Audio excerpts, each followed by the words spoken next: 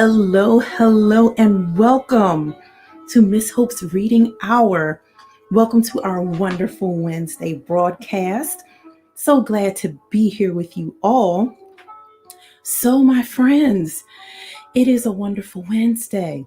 Some of you had a snow day, and some of you did not, but that did not stop the snow from coming.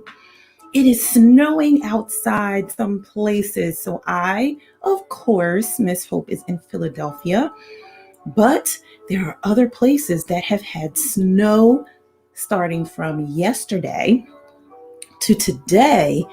And at least here in Philadelphia, it's going to stop by tomorrow. It's going to be snowing all night and it looks beautiful outside. It is beautiful. Usually, Miss Hope does not like the snow very much. Hello, Jocelyn. I'm so glad that you're here. Usually, Miss Hope does not like the snow. But, oh, you played in the snow. How nice. But I wanted to see snow this year because most years lately, we have not been having snow. And I'm like, okay, it's cold. And then there were some years where it was kind of warm. But this year I was like, I'm ready to see some snow. So remember, I told you guys I was going to have my cocoa ready and my blanket ready because it is cold, okay? Had to go on my back porch for something. It was freezing. Had to go outside to get something. Man, it's cold. So just one more sip and we will get to the reading hour. So today is our 9th day. We only have 3 more days to go of our 12 days of donations. Today is day number 9. And we are highlighting, as you can see right here, the Share Food Program here in Philadelphia. We are highlighting them if you would like to give a donation to the Share Food Program. If you do not know about the Share Food Program, let me tell you a little bit about them. Let me see. Let me tell you a little bit about them. So, since 1986, I told you 50s, 60s, 70s, sometimes 80s, a lot of these programs started. Share Food Program started in 1986 as a food co-op for communities in need of access to low-cost food in Philadelphia.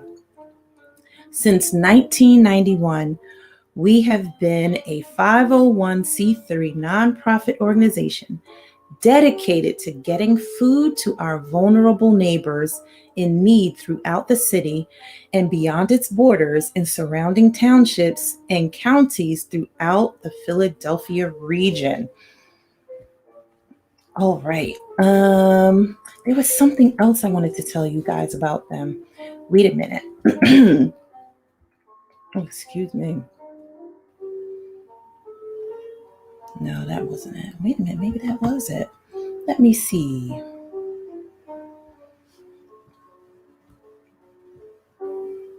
No, that wasn't it. Give me a moment.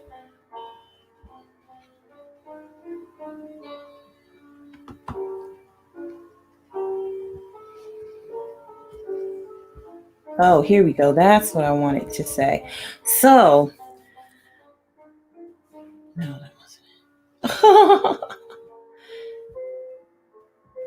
Oh, yes. Share Food Program distributes food to 1 million neighbors in need each month, over 50% of whom are children and 12% of whom are seniors or children with disabilities.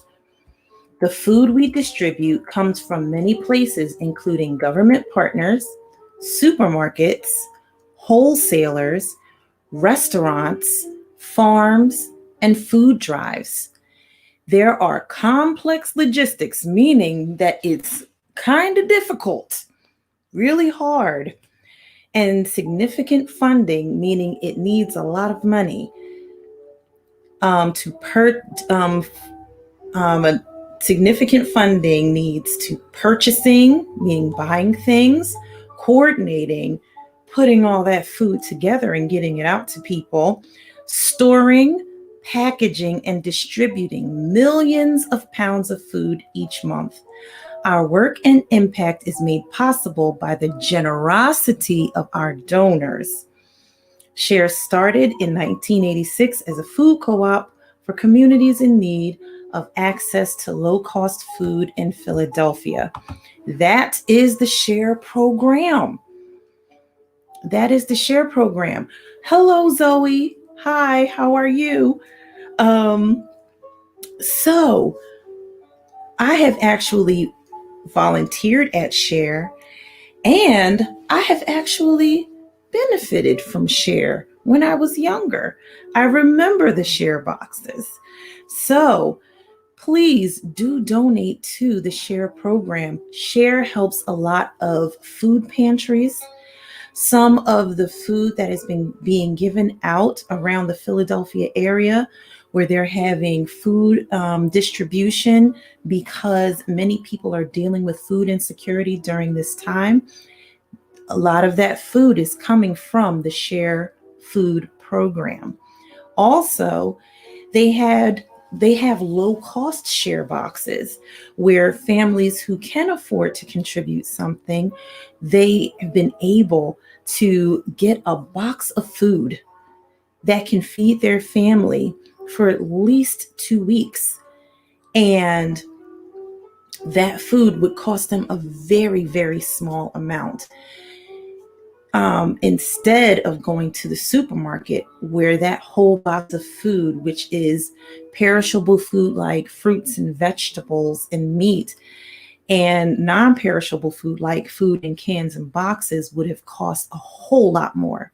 So please do donate to the Share Food program, because right now, during this time, during the time where a lot of people are not working because of the pandemic, a lot of people are benefiting from the Share Food program.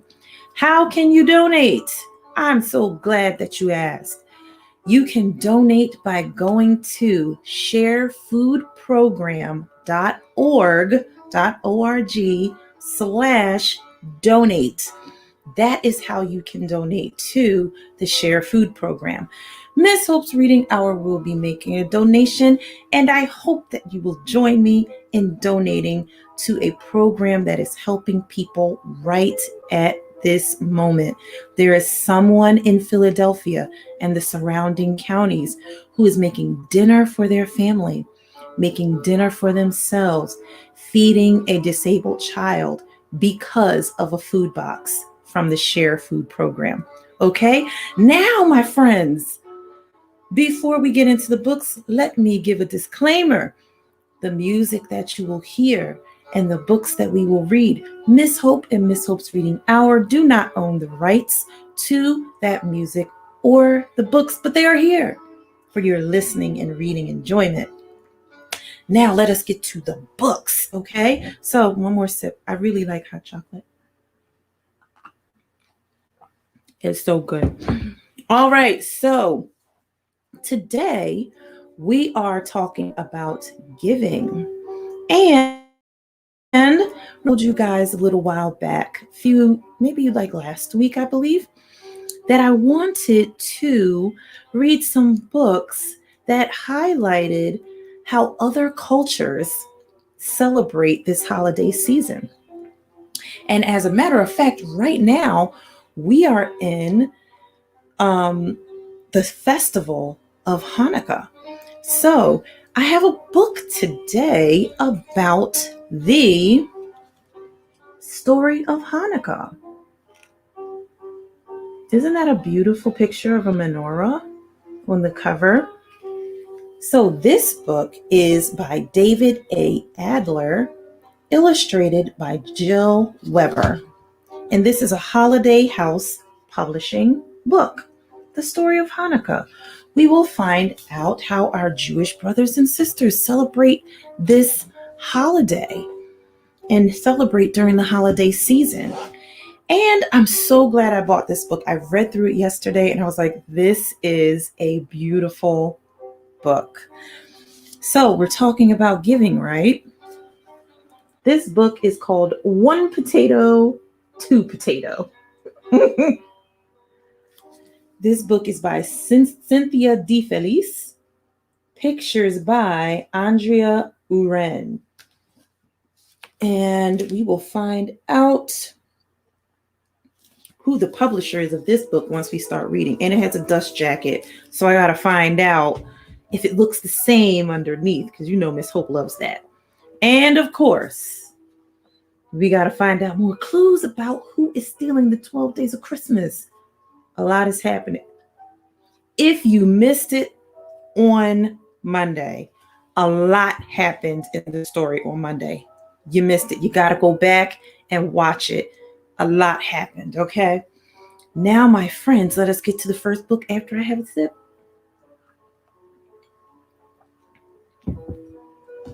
Ooh, that is so good. All right, so The Story of Hanukkah by David Adler, a holiday house book. The Hanukkah story begins in Israel a long time ago when it was called Judea. At that time, the Jews who lived there were farmers and shepherds.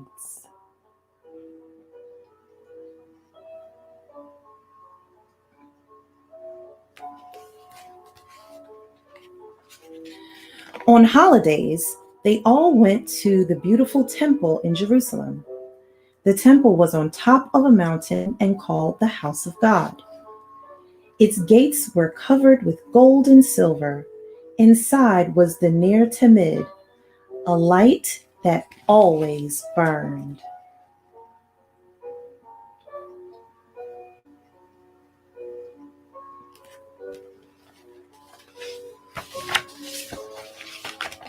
For a long time, the Jews lived in peace, although they did not rule their land. Then a Greek, Antiochus IV, became king. He tore down the walls of Jerusalem.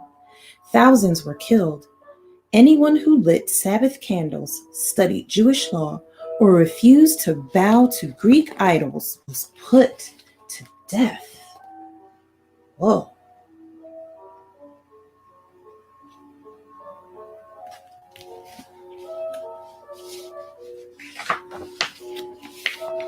The king's men came to the Temple of Modin. They demanded that Matthias, an old priest, worship one of their gods. Matthias refused. He threw down the idol and called out, "Whoever is for the Lord our God, follow me."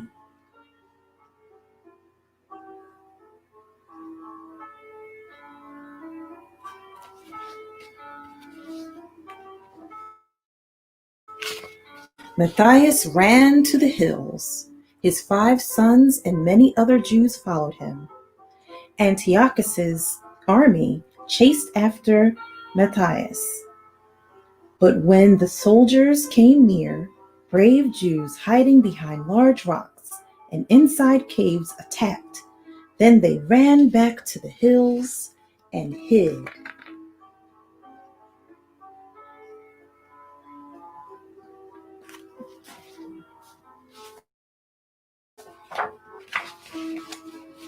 Matthias and his followers were farmers and shepherds, but they fought like trained soldiers.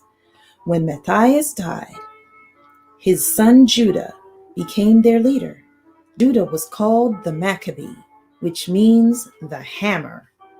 The people who fought with them were called the Maccabees.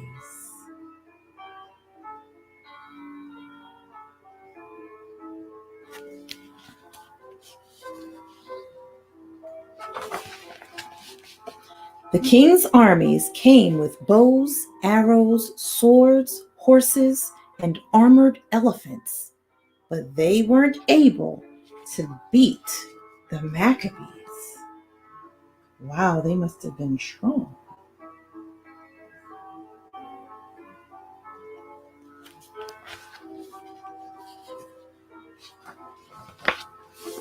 In the final battle, there were more than 6 armed soldiers to each Maccabee, but still the mighty army of Antiochus was beaten.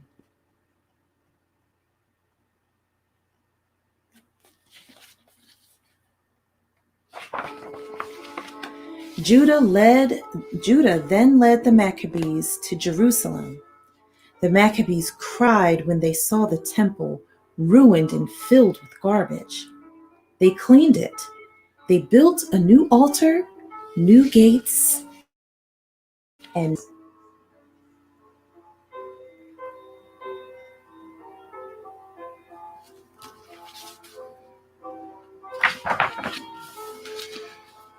when it came time to light the Ner Tamid, they found just one small jar of pure oil, only enough to burn for one day. But that oil burned for 8 days until more oil could be prepared.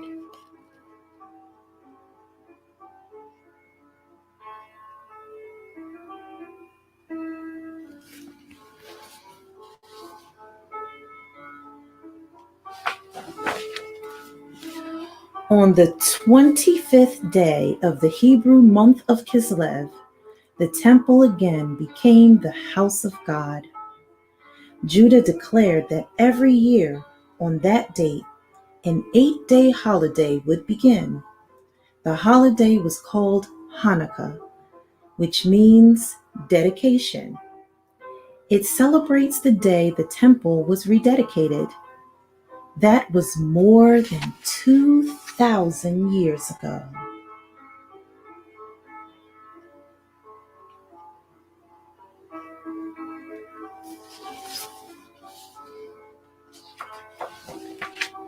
Today, all over the world, Jews celebrate Hanukkah by lighting candles, singing Hanukkah songs, eating latkes, potato pancakes, and sufganiyot, jelly donuts.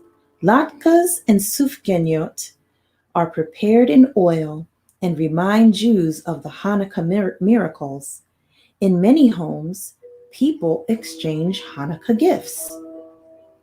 Children also play a game with a 4-sided spinning top called a dreidel.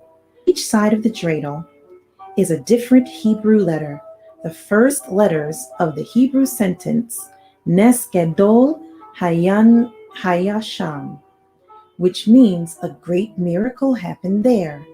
It happened in Jerusalem.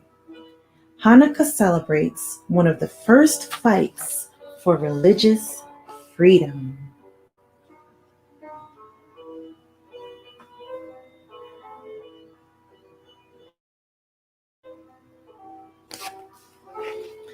The end.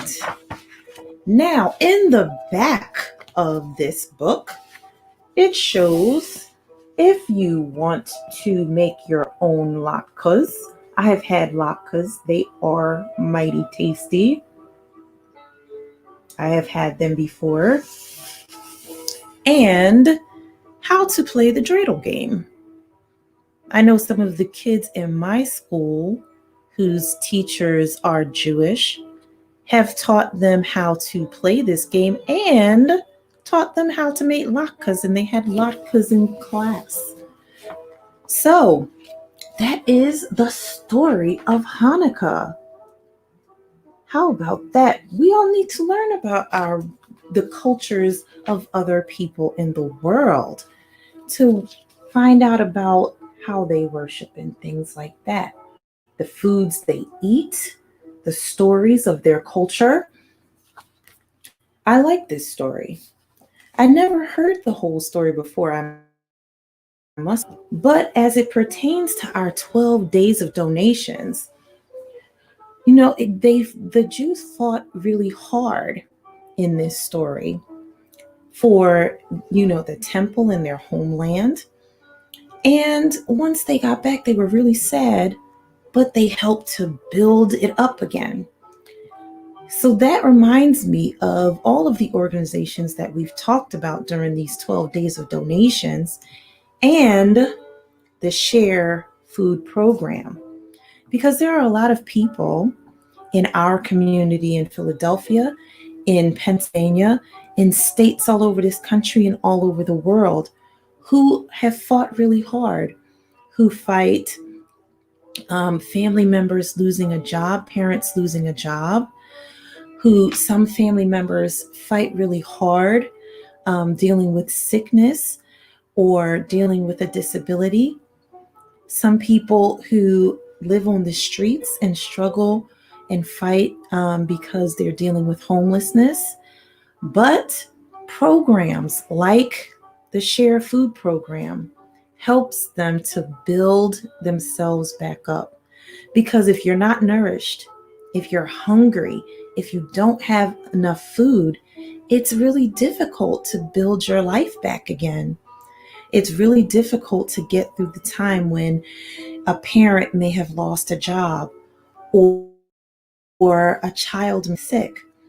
But that one thing, that food box from the Share Food Program could help them to build themselves up, not just to build their bodies up, but to build their spirits. So I encourage you to join with Miss Hope's Reading Hour and donate to the Share Food Program to help build up people's spirits and their bodies and their health. Now, let us get to book number 2. I'm sorry. You know what I'm reaching for. Let me take notes. That was a long sip. All right, so our next book, One Potato, Two Potato, by Cynthia De Felice. I like her name. All right, let's change our ambiance. All right. One potato, two potato. Now let's take the dust jacket off. Guess what? Guess what? It looks the same on the front and the back, but I would show you the back, but I can't because it'll give a little sneak peek into what the book's about. So I want you to read it with me. So this is a Farrar Straus Giroux book. I never heard of that publishing company before. All right. One potato, two potato. Mr. and Mrs. O'Grady lived alone on a bare, rocky hillside. Their children had grown up long ago and gone out into the great, wide world to seek their fortunes. But Mr. and Mrs. O'Grady stayed behind in their cottage and shared everything. Excuse me. Mr. and Mrs. O'Grady were so poor they dug one potato from their little garden every day, called it breakfast, lunch, and supper, and considered themselves lucky to have it.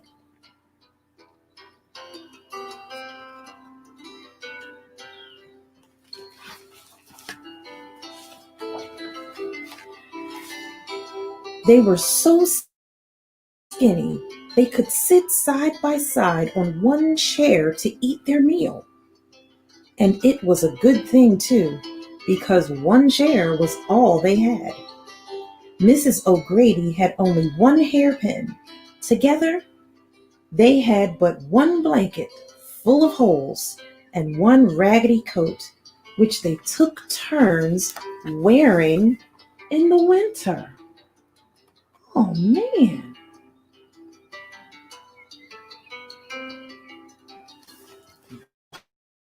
Wow.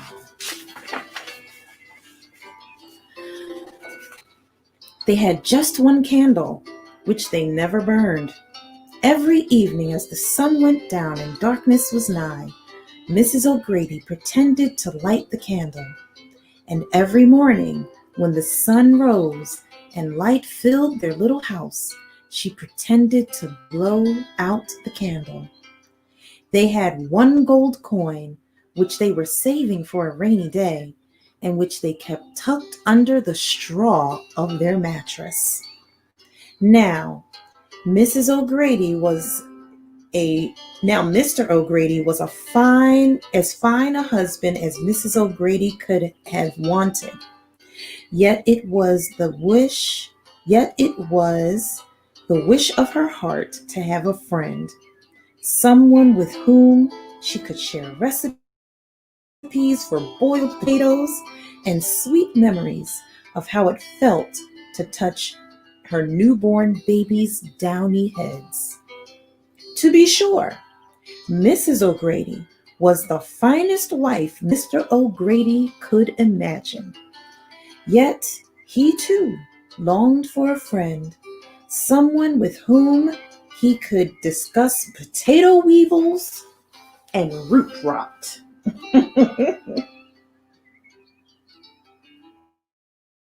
I guess potato farmers like to discuss things like that.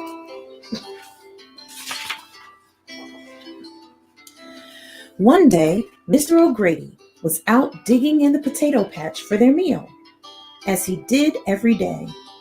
To his dismay, he saw that he had come to the very last potato in the very last row of the garden. Hoping he had somehow missed one, he dug a wee bit deeper. What was this? It was harder than a potato, bigger than a potato, blacker than a potato. Why, it was a pot. Mr. O'Grady was quite surprised that he had never come across it before in that tiny garden, and he wanted to show the curious object to his wife.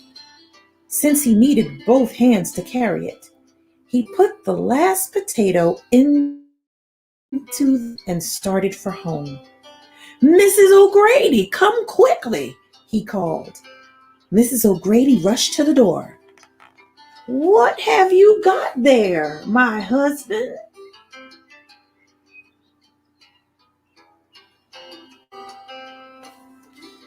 "That is a pretty big pot." "Well," said Mr. O'Grady, setting the pot on the floor, "it's a pot." "Aye, so it is," said Mrs. O'Grady, "but it's much too big for cooking. So far, it's come in handy for carrying our last potato home." "Our last potato?" exclaimed Mrs. O'Grady. "Saints have mercy, whatever will we do?" She leaned over the pot to reach for the potato. As she did, her hairpin fell out of her hair and into the pot. She paid it little mind, though, for inside the pot were two potatoes. She held them up. "Husband," she scolded, "you oughtn't joke about such things." "But I wasn't joking," said Mr. O'Grady, befuddled by the sight of the second potato. "I put only one potato into the pot." Mrs. O'Grady smiled.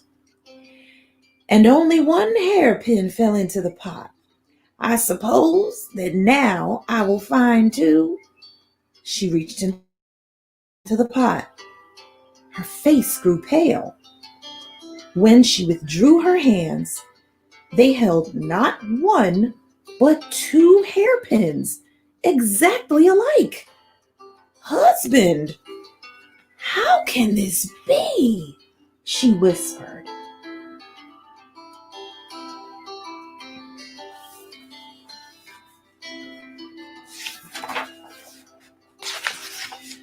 Mr. O'Grady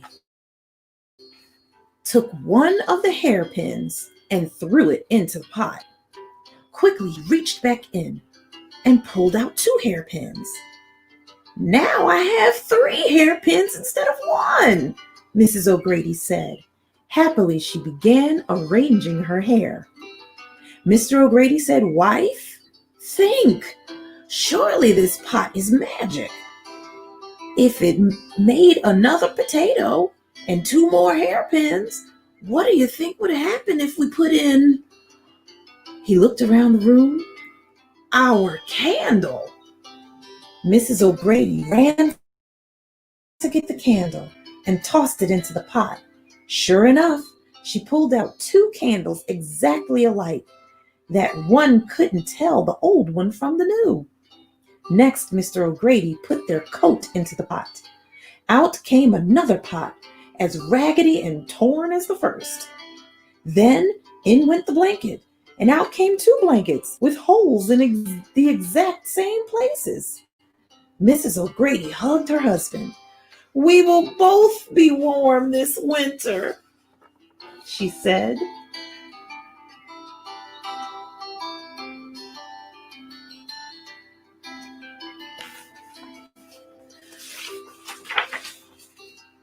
Mr. O'Grady took the two potatoes, placed them in the pot, and pulled out four. He threw the fourth pot and took out eight. And when he put in the 8 potatoes, 16 potatoes were waiting to be pulled from the pot. Soon the O'Gradys had enough potatoes for a feast. Mrs. O'Grady made herself a whole set of new hairpins and enough candles to light their nights through the darkest winter.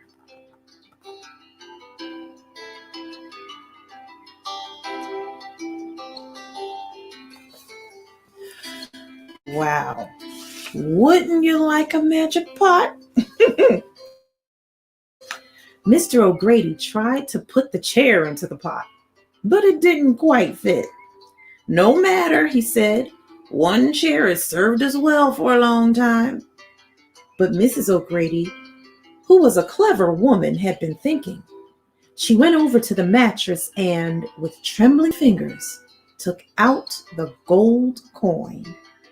"Husband," she said, "do you suppose the pot's magic will work on this?" Holding her breath, she tossed the coin into the pot. The one coin became two, then two became four, then four became eight, then eight became 16, and soon the floor was covered with bright gold coins. Mr. O'Grady put several of the coins into his pocket. "Dear wife, I'm going to the village to buy you a new coat, a new blanket, and a new chair." That was a wise decision, Mr. O'Grady.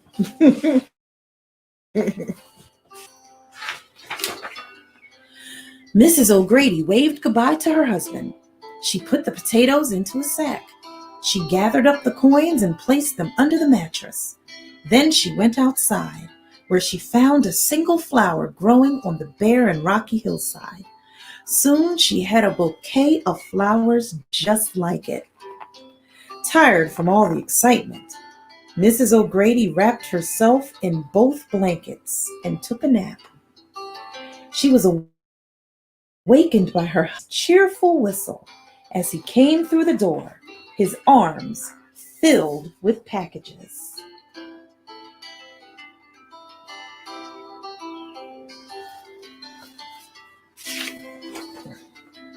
Eager to see what he had brought, Mrs. O'Grady ran to meet him. She tripped and fell. Oh boy. Oh boy. And landed headfirst right in the pot. "Help me out of here, husband," she cried. Packages flew through the air as Mr. O'Grady raced over to the pot. There were his wife's skinny little legs sticking out of the top, kicking back and forth. Oh, what do you think happened? Let's see. Mr. O'Grady grabbed on tightly, pulled poor old Mrs. O'Grady out of the pot, and set her gently on the floor. But saints have mercy. Now there were two more skinny little legs kicking back and forth. Without thinking, Mr. O'Grady reached into the pot, grabbed those skinny little legs, and pulled out another Mrs. O'Grady, so exactly like his wife that he could scarcely tell the difference. Oh dear, oh woe, Mr. O'Grady moaned. One wife is all I ever wanted. Whoa, can you believe it? Two Mrs. O'Grady's. When the first Mrs. O'Grady had recovered from her surprise, she smiled and said, "There's only one thing to be done." Mr. O'Grady pointed to the second Mrs. O'Grady. "Throw her back in?" "Not at all," said the first Mrs. O'Grady. "You, husband, must jump into the pot yourself." "Jump into the pot? But then there will be two of me as well." "Quite so," said the first Mrs. O'Grady. "Then we will have a wife for each husband and a husband for each wife. And best of all," she added happily, "you will have a friend at last, and so will I." Mr. O'Grady thought for a moment. He took a deep breath and jumped headfirst into the pot.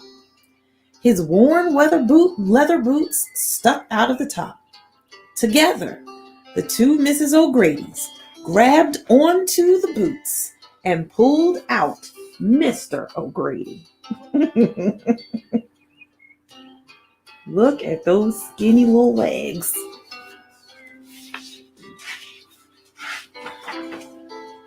Sure enough, now there were two more boots sticking out of the top.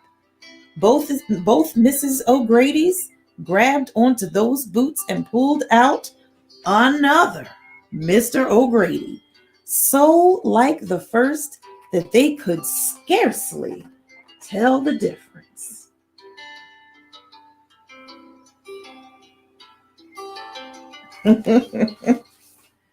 Wow.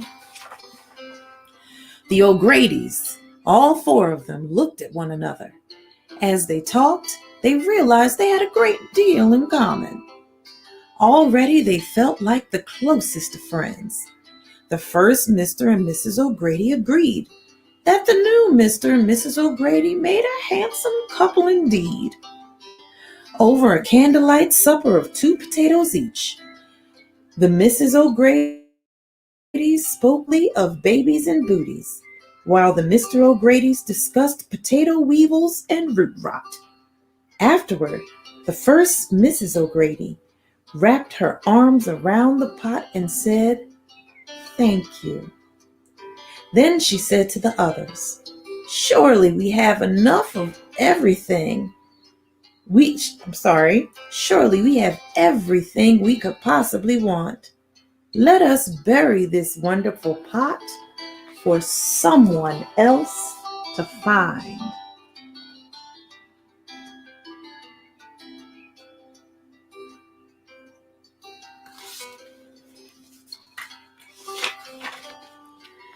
So they did, and from that day forward, all of the O'Gradys lived happily together. They were, they like to say, simply besides themselves with joy. The end. I love this story. This was such a good story. Can you believe it? The magic pot. Unfortunately, their last potato turned out magic pot, 2 potatoes. But the best part of this story is at the end, when Mrs. O'Grady said, "Surely we have everything we need." How about we put that pot back out there for someone else? That is exactly what we are doing during these 12 days of donations. Many of us have enough of what we need. Some of us more than enough of what we need. How about you give a donation, call it your little pot, and you put it back out there for someone else to find so that they can have something as well. That is what you'd be doing by donating to the Share Food program.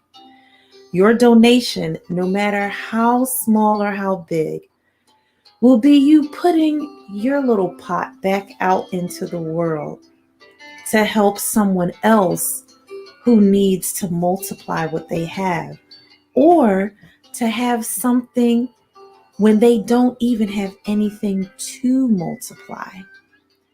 So, and I also loved it because it was two seniors in the story, two senior citizens. And many senior citizens are in the same situation as Mr. and Mrs. O'Grady. Children have moved away. They're living on their own. Sometimes it's hard for seniors to ask their children for help. But you can be that help that they would need for their nutrition by donating to the Share Food program. So please join with Miss Hope's Reading Hour and donate to the Share Food program at sharefoodprogram.org/donate. Oh man, I love that story. That was such a good story. All right, my friends. I gotta take a sip before this.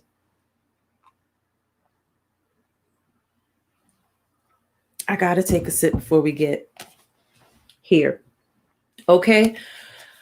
So we are in chapter 13. And before that, come to find out, someone has stolen some of the swans of swimming from the front of Alex's house. So instead of there being 7 swans of swimming, there's only 6. But Alex sees the person who stole the swan, and he goes chasing after them in the snow. It's snowing outside right now, in the snow, in his slippers and his bathrobe. Okay? But he gets to the next door neighbor's yard and he sees a car come up, and he tries to crawl out of the yard, but the car sees him. The lights swing around. Someone gets out of the car. He doesn't know who it is because the lights are blinding his eyes. Now let's find out who it was who saw him coming out of that yard. Who's Stealing This 12 Days of Christmas by Martha Freeman, a Scholastic book. Chapter 13, a continuation. Another black shape, this one grown up size, emerged out of the glare. Alex, said a familiar voice. Mom? Alex, what are you doing? Now she was close enough to block the glare, and I could see her face. That would be a little hard to explain. Alex, you're out here in the middle of the night and it's snowing and you don't have a coat on. I know that, Mom. Or boots. I know that too, Mom. Could we? She helped me up and pulled me close in a hug, trying a police coat around me. It was only then, all scrunched up next to her, that I totally felt how cold I was. Your teeth are chattering, she said. Yeah, Mom, I know. Could we? I want some answers, young man. What are you doing out here on the sidewalk without a coat? I didn't have time to grab a coat. What were you in such a hurry for? Mom, I could hardly talk with chattering teeth. Could we go in? Alex, for goodness sake, this is no time for discussion, she said. We need to get you inside. Mom half shoved, half carried me to the car, then opened the door. An orange flash scooted in ahead of me. Luau, I said, what are you doing here? Luau blurted out a small meow, and I swear it meant chasing bad guys, of course. What else would I be doing? Then I settled in the front seat next to Mom. She looked at him and shook her head. The gang's all here. Instead of answering, Luau washed his face. 5 minutes later, I was in my bed with Luau purring on my feet. Mom came in. She was still wearing her uniform. My bathrobe, mice in the pocket, was hanging on the hook on the back of my door. Even though it was my own mom, there was something scary about a police officer walking in right then. I felt a pang of guilt. Alex, she said, very serious, I had a horrible thought. You're not the one. The kid, I mean. You haven't. I knew right away what she meant. No, Mom, I said. I didn't steal the birds. Honest. I was out there trying to find out who did. Now that I was warm, I told her about Luau meowing, about the shape, about our missing swan. I did not tell her about the mice. When I was done, I yawned. So did she. It's contagious, I said. It's 2 a.m, she said. But what did you find out? Why did you have to go to the Brary dissolved with another yawn. Go to sleep now, she said. We'll talk tomorrow. She turned out the light by the door. Mom, I mumbled, do you believe me? Yes, honey, I do, she said. And there was a smile in her voice. Your imagination's not that good. Thanks, Mom. Chapter 14. Yasmin rang the doorbell at 7:45 that morning, Tuesday. She had to ring twice practically sit on it the second time. Where was Dad? Where was Mom? I was so sleepy, I just about tumbled to the door. What are you doing here? I asked. It's vacation. Did you forget? Yasmin barged in, closed the door, and took off her mittens. Would I forget? She asked. I'm here now because I have to babysit. And did you see the latest avian alert? One of your very own swans is missing. I nodded. I wanted to tell her the whole story, but it was too big an effort. I yawned instead. Have you had breakfast? Yasmin was disgustingly wide awake, which is what happens when your parents are strict about bedtime. I had oatmeal, she said, but I could use a snack. Is there anything good? We went into the kitchen. She opened the cereal cupboard. I sat down at the table, rested my head on my hands, and closed my eyes. I guess I dozed because the next thing I heard was slurping. Yasmin had poured herself a bowl of cereal. She always slurps the milk at our house because she's not allowed to do it at home. This stuff isn't bad, she nodded at the box of marshmallow pirate treasure. But it could use more of the pink marshmallows. Are you awake yet? I shook my head to clear out the sleep. It more or less worked. Yasmin, there is so much you don't know, I said. I almost froze to death. I got practically no sleep.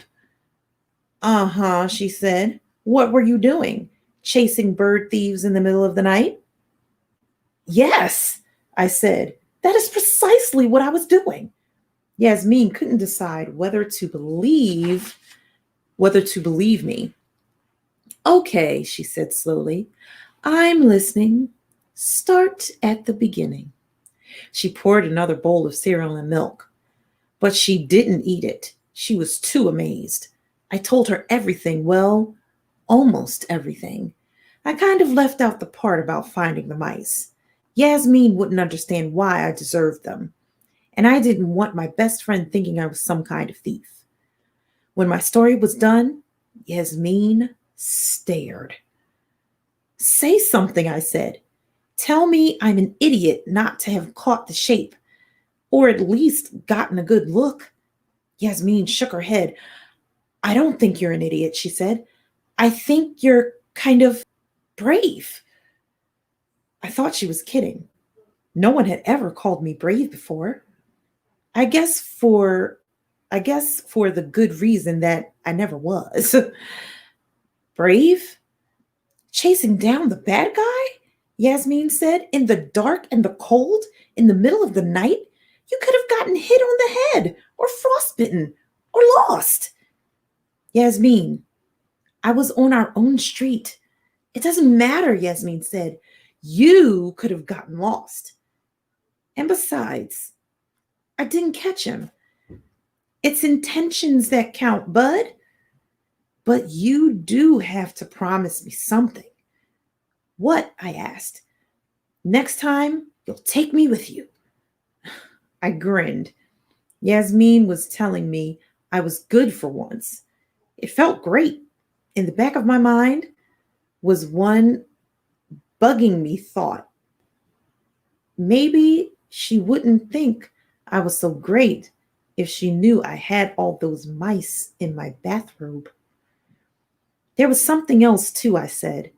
It's probably not important, but I found a piece of paper on the ground in your yard. With the milkmaids? I haven't looked at it yet. Let me go get it. The paper was still wadded up in my pocket with the mice. I pulled it out and brought it downstairs. It looks like printer paper, Yasmin said. It looks like trash, I said. Not in our yard, Yasmin said. Go ahead, open it. You, I said. It's your turn. Yasmin used her palms to flatten the sheet of paper. The ink had run in places, and all the creases made it hard to read. Hard, but not impossible. For a moment, Yasmin and I were speechless. What the heck did this mean? On the table was a map of Chickadee Court. It looked like it had been drawn by a not especially great artist, maybe a kid. The map showed the 13 houses, each labeled with its family's names and the name of its 12-day decorations. Bub's house wasn't labeled at all. At the top of the map was a title, Happy Hunting. There was a smiley face underneath. But here's the most interesting thing, the thing that made Yasmin and me stare. Some of the houses were marked with black X's and with numbers 1, 2, 3, 4, 5. It looks like a treasure hunt, Yasmin finally said. I nodded. From a birthday party or something? Let's be logical, said Yasmin. Somebody was telling somebody where to look for something. That's logical, I nodded. It's not necessarily brilliant, but it's logical. I looked longer and noticed something else. The X's. They're only at the houses with birds. See? The Lees, the Ryans. And wait a sec. Check this out, said Yasmin. The numbers. The Lees' house is 1. The Ryans is 2. Mr. Stone is 3. Yours is 5. That's the same order that the birds disappeared in. There's no 6, I said. So I guess the crime wave is over? Yasmin thought for a minute. But not the restitution wave, she said. The what? Restitution is when somebody pays you back, she said. The goose, the ducky, the French hen, they all came back. Mr. Stone's calling bird is still missing, and your swan, of course. Aren't they due to come back too, if the pattern stays the same? I thought back to last night. The shadow had grabbed the swan and run off. I was pretty sure about that. But had it been carrying the swan the whole time? Or did it drop it somewhere? I had gotten the best look in the pop's yard closest when I thought I saw the ski mask. I didn't think it had been carrying anything then. So had it dropped the swan before it got to the pops? If so, was the swan still out there? Ooh. We will end there, my friends, and continue on our fabulous Friday, chapter 15. So, it is a map of the crime, okay? All of the houses that have birds. And of course, Alex's swan that is missing. Well, my friends, now we have a map. Now we have numbered houses with X's on it. Mom finds Alex in the cold. We still don't know anything about the mice. Is it connected to the robbery at the Mega Menagerie? There's still a lot of questions, my friends. Well, we are at the end of Miss Hope's reading hour today. I am so glad I got to read these great books with you. Potato and the Story of Hanukkah, two really, really great books. Well, my friends, before I go, I would like to encourage you again to join with Miss Hope's reading hour in a donation to the Share Food Program. How can you donate? I am glad you asked again. You can donate by going to sharefoodprogram.org/donate. Okay? So be sure to go and donate. Every little bit helps. Anything that you give will be able to go to providing food for those who are experiencing food insecurity.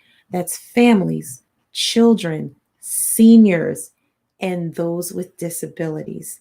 So make sure to join with us in a donation.